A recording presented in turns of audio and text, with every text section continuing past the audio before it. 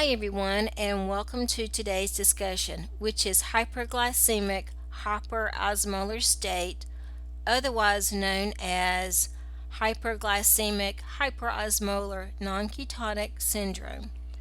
So, this is a complication of diabetes. The clients often have a high blood sugar of greater than 500 without ketosis, and their pH remains within normal range.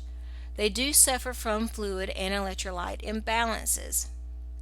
Now, HHS results from a serious illness during which time the metabolic needs exceeds the limits of the available insulin. HHS is more common in undiagnosed or older clients with type 2 diabetes.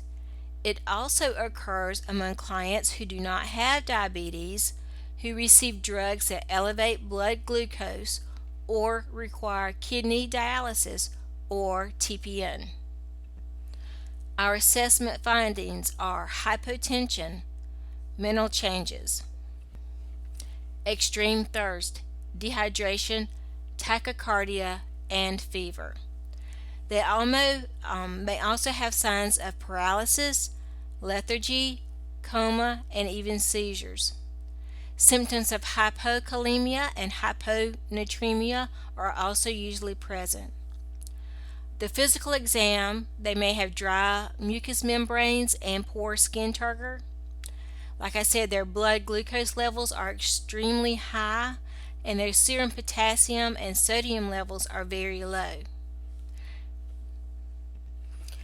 Treatment for HHS include the insulin and correcting the fluid and electrolyte imbalances.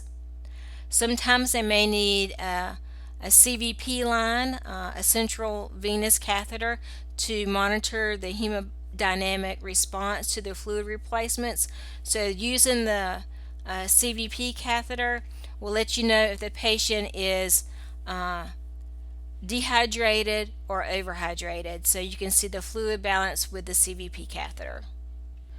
Now, our nursing responsibility is definitely monitor that blood sugar. You're going to have to do those frequent AccuChecks, or you're going to have to get the lab to come up and draw those serum blood levels so you can get a good glucose reading.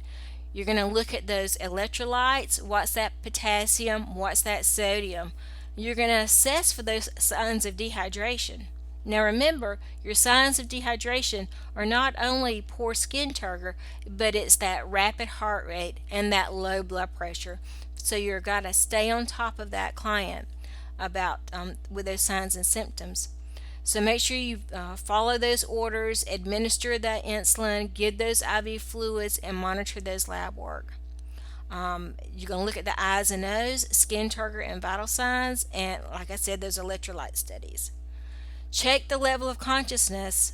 Make sure that you are doing those neuro checks and you're checking that level of consciousness every time you go into the room, whether it's to check a vital sign or a blood sugar. Check the level of consciousness and stay on top of that as well.